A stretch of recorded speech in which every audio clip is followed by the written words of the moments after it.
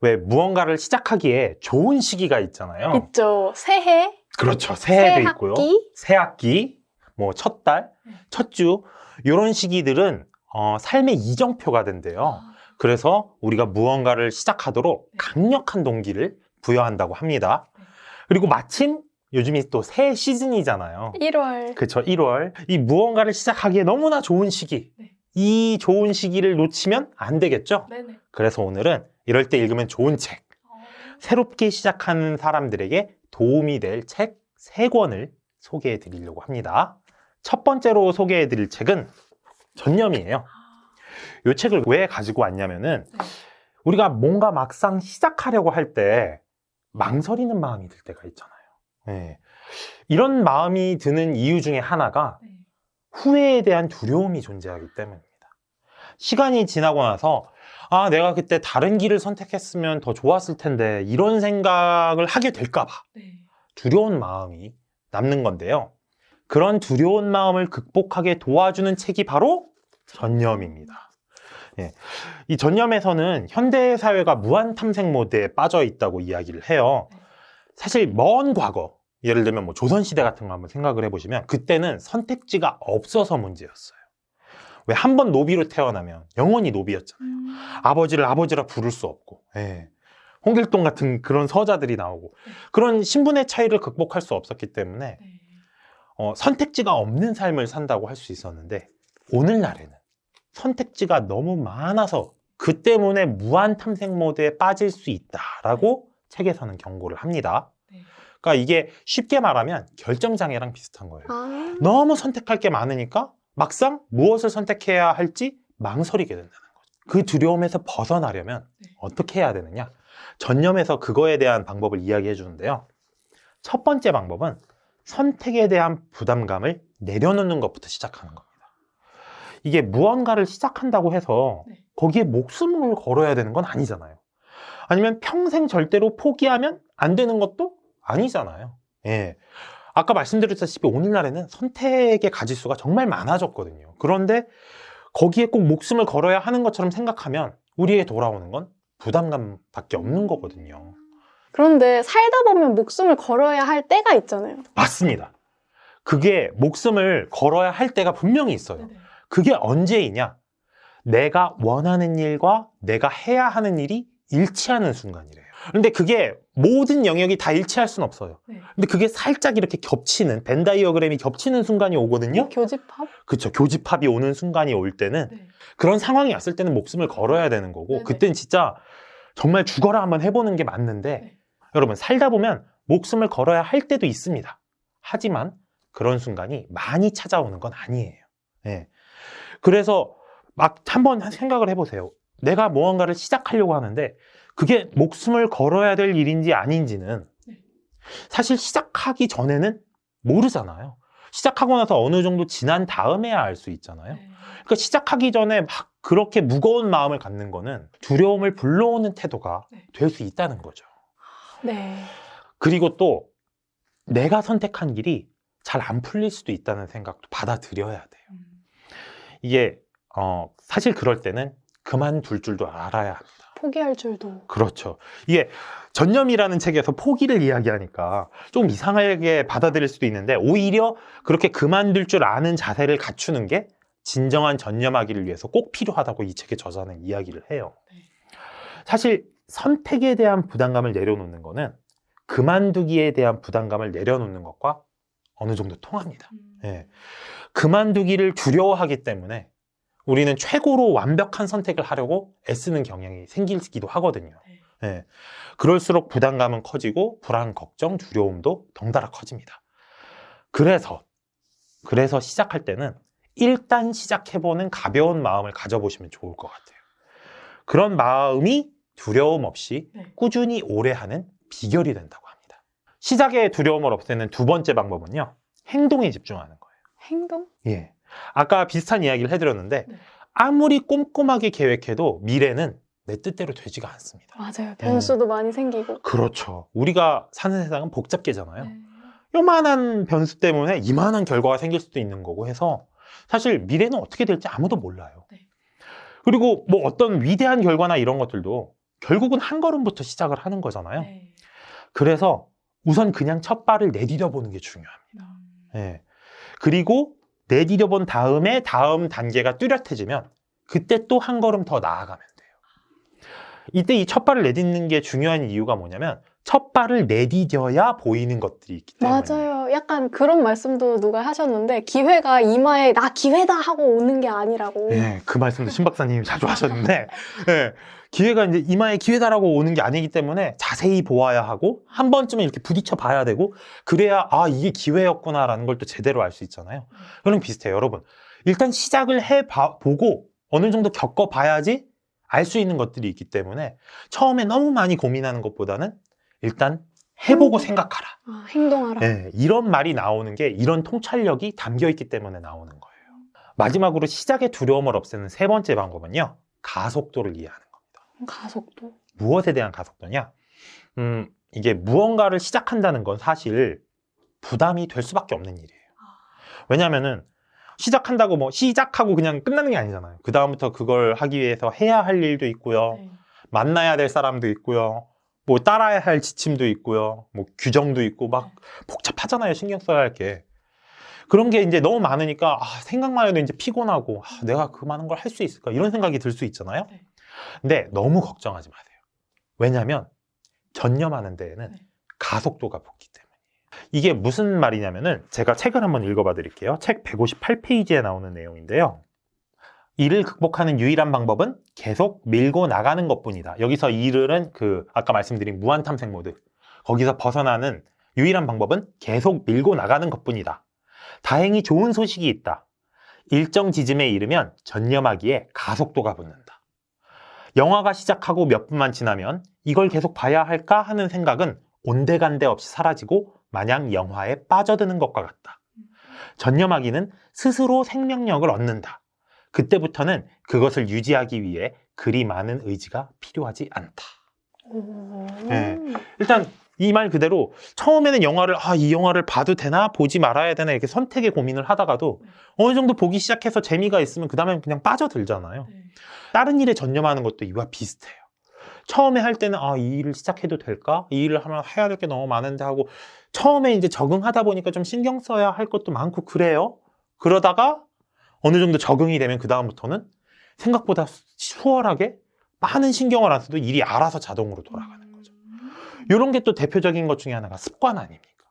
네, 독서하는 거 처음엔 진짜 힘들어요. 책 읽는 게 사람 뇌는 독서에 익숙하지 않다고 하잖아요. 네. 그래서 힘든데 읽다가 이게 습관이 되면 나중에는 책을 안 읽으면 뭔가 이상한 기분이 드는. 그럼 자연스레 책을 읽게 되고 네. 별다른 의지가 없어도 행하게 되잖아요. 그런 식으로 여러분들이 뭔가를 시작하면 처음에는 힘들어요. 하지만 그 순간을 벗어나면은 가속도가 붙기 시작합니다.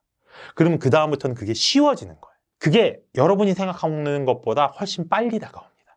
그러니까 조금만 참으시고 가속도가 붙을 때까지만 한번 견뎌보세요. 이렇게 시작하고 조금만 견디면 가속도가 붙기 때문에 이 사실을 알고 있으면 시작하기 전에는 두렵죠. 내가 해야 할 일도 많고 만날 사람도 많고 두려운데 그때 그래도 가속도가 붙을 거야. 어느 순간부터는 이 일이 편해질 거야. 요거를 인지하고 있으면 시작에 대한 두려움이 자연스럽게 감소하게 됩니다. 여러분들 시작이 두려울 때는 이 사실을 꼭 기억하세요. 일단 시작하면 가속도가 붙어요. 새롭게 시작하는 사람들이 읽어보면 좋은 책 두 번째는 시작하기엔 너무 늦지 않았을까입니다. 이 문구는 정말 댓글에서도 종종 봤던 것 같아요. 예, 많은 분들이 이거 고민하는 네, 이야기이죠. 시작하기엔 너무 늦지 않았을까? 예. 이 책의 저자가 벨라 마키라는 분인데요. 네. 이분은 말 그대로 그냥 인생의 바닥을 경험했어요. 그 우울증, 뭐 이런 광장공포증, 이런 정신 건강 문제도 있었고요. 여기에 이혼이라는 큰 사건을 겪습니다. 그러면서 이제 완전히 멘탈이 무너진 거예요. 난 이제 아무것도 할 수 없어. 뭐 이런 생각이 들 정도로 무기력에 빠졌는데 그런 그녀를 구원한 게 바로 달리기였습니다. 그래갖고 이 책의 영어 제목은 조그온이에요. 네. 장르는 수필인데요. 네. 그래서 저자가 달리기가 자신의 삶을 어떻게 구원했는지 아주 섬세한 필체로 묘사를 합니다. 거기에 더해서 우리가 잘 알지 못했던 우울증에 관한 굉장히 솔직하면서도 또 과학적인 설명을 또 풀어내고 있어요. 그래서 그런 감성적인 면도 충족해주면서 지식적인 교양도 쌓을 수 있는 책이 바로 시작하기엔 너무 늦지 않았을까입니다. 이 책을 추천하는 이유는 두 가지인데요. 네. 일단 첫 번째 이유는 책 제목 그대로예요. 많은 분들이 시작하기엔 너무 늦지 않았을까라고 생각을 하십니다. 그렇죠? 이게 더 부정적인 방향으로 생각이 뻗치잖아요. 네. 그럼 이렇게 돼요. 이미 늦었는데 지금 시작한다고 뭐가 달라지겠어? 네. 아니면 이렇게 늦게 시작하는 걸 보면 사람들이 나를 비웃지 않을까? 이런 데까지 생각이 뻗칠 수도 있거든요. 그리고 이렇게 말씀하시는 분들도 있습니다. 설령 이러한 의심을 극복하고 네. 내가 용기를 내서 새롭게 시작을 했어요. 근데 그렇게 시작을 했어도 불안감이 여전히 가시지 않는다는 거예요. 왜 계속 그런 불안감이 남아있느냐? 네. 변화가 생각보다 빨리 찾아오지 않기 때문에. 조급한 마음이 있어서. 그렇죠. 이제 내가 이미 늦었는데 지금 시작한다고 뭐가 달라지겠어? 이런 생각하면서 가뜩이나 이제 시작하기가 힘들잖아요. 그런데 어떻게든 꾸역꾸역 그 동기를 끌어올려가지고 시작을 했는데 네. 막상 해봐도 안 변하는 거예요. 네. 그런데 여러분 그걸 아셔야 됩니다. 변화는 네. 순식간에 찾아오지를 않아요. 여기 이 책의 저자 벨라마키도 똑같이 이야기를 합니다. 네. 달리기를 시작했어도 삶이 확 바뀌진 않았대요. 처음에는요. 그렇죠. 이 저자가 달리기를 시작하고 나서도 여전히 이제 다니기 싫은 직장을 계속 다니고, 네. 네. 그리고 직장에 가면 이제 계속 화장실에서 울었대요. 그리고 이혼 얘기를 할 때마다 네. 이혼 얘기를 하면 그 상대방한테서 돌아오는 그 표정 있잖아요. 아유, 너 참 안 됐다 하는 표정. 그 표정이 너무 싫어가지고 사람들도 계속 피해 다녔대요. 이게 달리기를 시작하고 나서도 바뀌지 않았다는 거예요. 네. 네. 그런데도 그녀는 계속 달렸죠. 계속 달리니까 어떤 일이 벌어졌느냐? 진짜 조금씩 변화가 일어나기 시작했어요. 일단 잠을 더 잘 자기 시작했고요. 그리고 처음에는 광장공포증이 있어가지고 집 주변밖에 이렇게 못 돌았대요. 네. 그런데 어느 순간부터 조금씩 뛰는 범위가 더 넓어졌어요. 더 멀리까지 뛰게 된 그 장면을 묘사하는 게 책에 나오는데 이렇게 이 사람이 아닌데도 읽는 저도 막 되게 같이 감격스럽게 느껴지더라고요. 정말 별거 아닌 일일 수도 있는데. 듣기만 해도 감동이네. 그걸 극복하고 더 멀리까지 뛰게 되고 네. 그런 변화가 천천히 이루어질 뿐입니다. 네. 네. 늦었다고 변화가 이루어지지 않는 것은 아니에요. 그러니까 여러분 조바심 내지 마시고 시작하기엔 너무 늦었다고 생각하지 마세요. 네.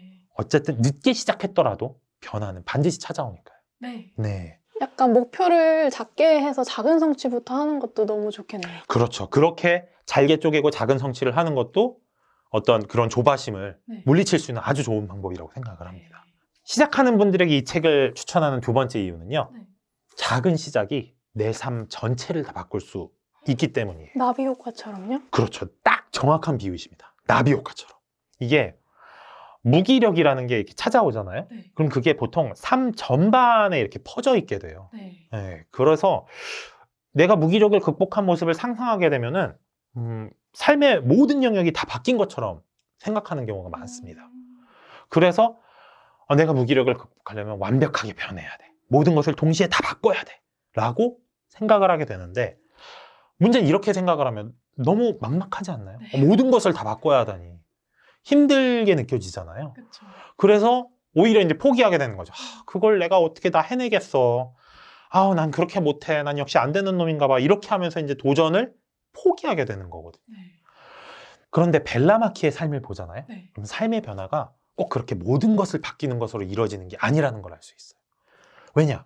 그녀의 삶을 바꾼 게 뭐라고 말씀드렸죠? 달리기. 예, 딱 하나, 달리기였어요. 그것만 바꿨을 뿐인데도 그녀의 삶은 완벽하게 달라졌어요. 달리기에 전념을 한 건가요? 그렇다고 볼 수 있죠. 네.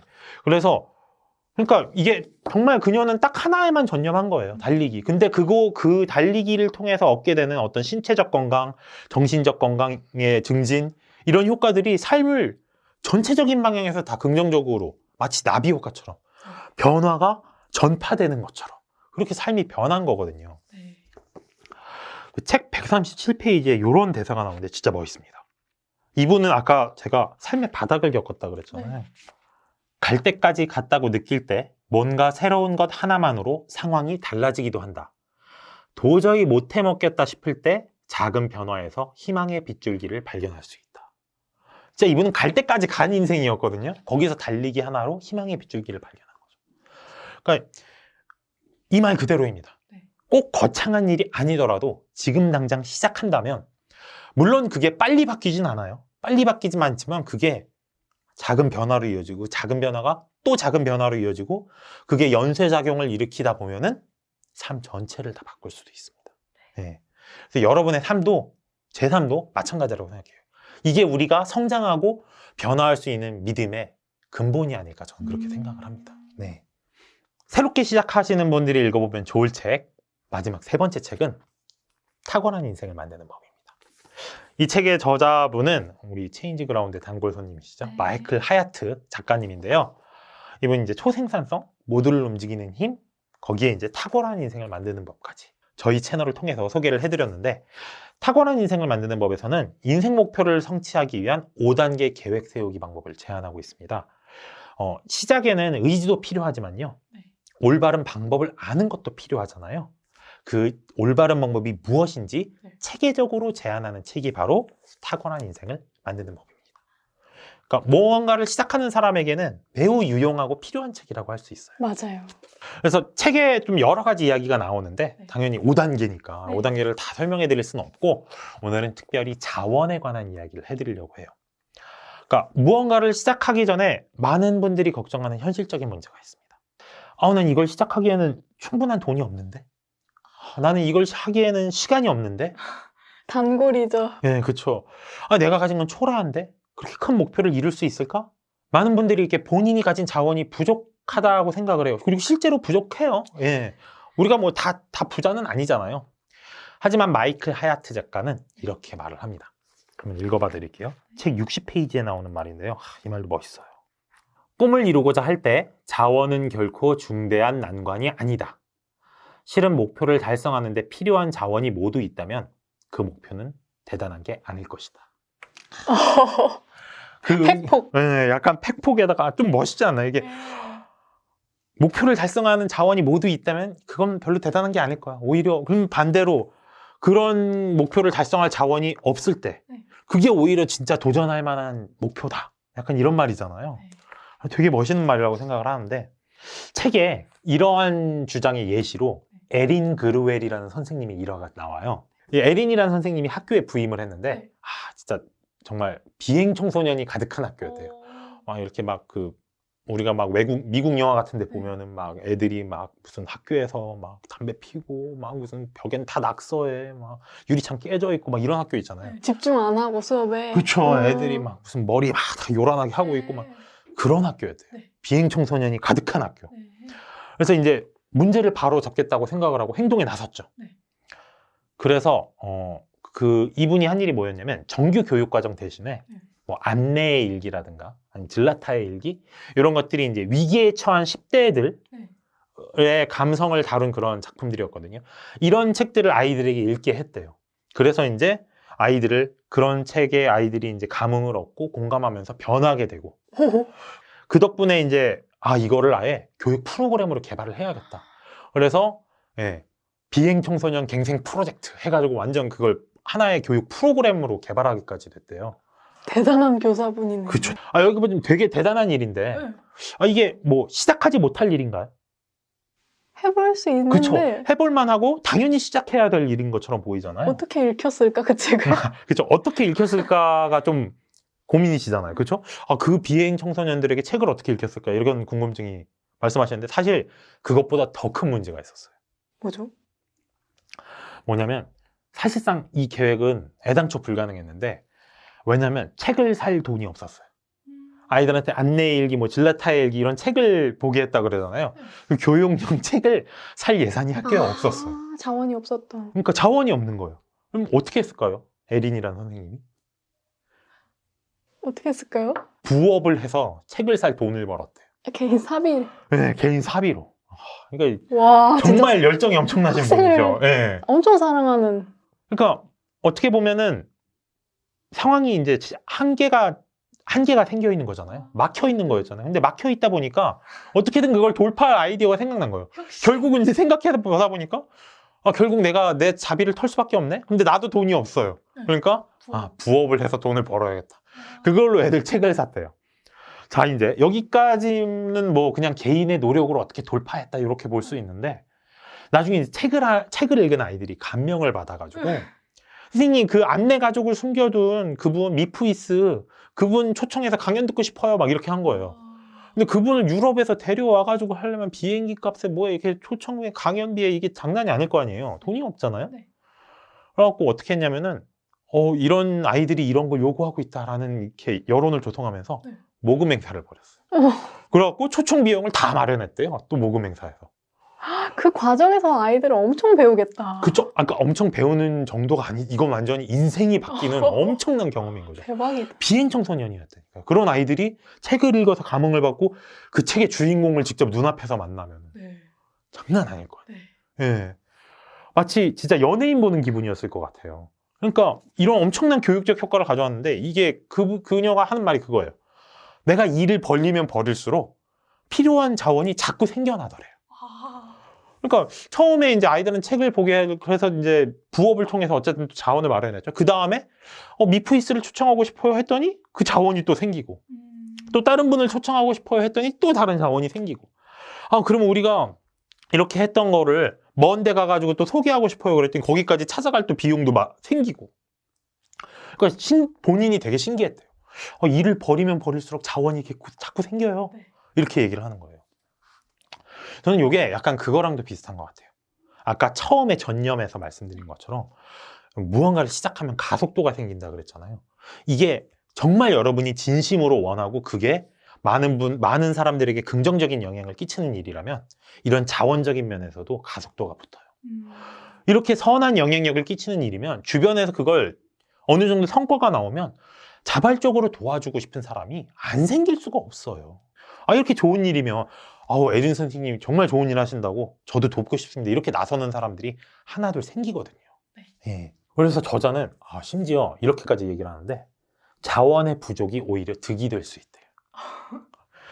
왜냐하면 한계 상황에 부딪혔을 때 네. 창의력이 샘솟기 때문에. 이 말은 그 일치월장에도 이야기가 나오잖아요. 네. 예, 굴절 적응 이야기도 나오고 우리가 한계에 맞닥뜨렸을 때 한계 상황을 극복하기 위한 창의력을 쥐어 짜내게 된다. 그 부족한 자원을 위해 지혜를 짜내게 된다. 그렇기 때문에 창의력이 솟게 되고 거기다가 또 이 제한된 자원을 극복해서 무언가를 성공했다고 생각을 해보세요. 얼마나 뿌듯하겠습니까? 뭔가 이렇게 본인이 내가 저 불가능해 보이는 일을 해냈어. 그때 오는 그 자신감, 자기 효능감. 나는 솔직히 그런 거 한번 겪으면은 진짜 난 진짜 뭘 해도 해낼 수 있을 것 같아. 이런 마음이 들 것 같아요. 그래서 그런 자신감을 키우는 데에도 이런 제한된 자원이 또 도움이 된대요. 그러니까 그러면서 이제 하는 말이 우리가 모든 자원을 갖추고 나서 시작할 게 아니라 제한된 자원 하에서 시작하는 게 오히려 낫다. 이렇게까지 이야기를 하는 거죠. 저는 진짜 이 말에 적극 동의합니다. 여선 PD님, 네. 시작이라는 말은 우리를 설레게 하는 말이잖아요. 네. 그런데 이 설레임이 망설임이나 두려움이나 의심, 한계 같은 걸 만나면 좀 꺾이는 것 같아요. 설레는 마음보다 좀 내가 잘할 수 있을까? 이걸 시작하는 게 맞나? 이런 두려움이 앞서게 되잖아요. 네.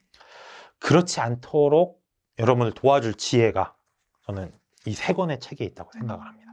네. 그리고 마지막으로 이렇게 말씀을 드리고 싶습니다. 여러분, 일단 시작해보세요.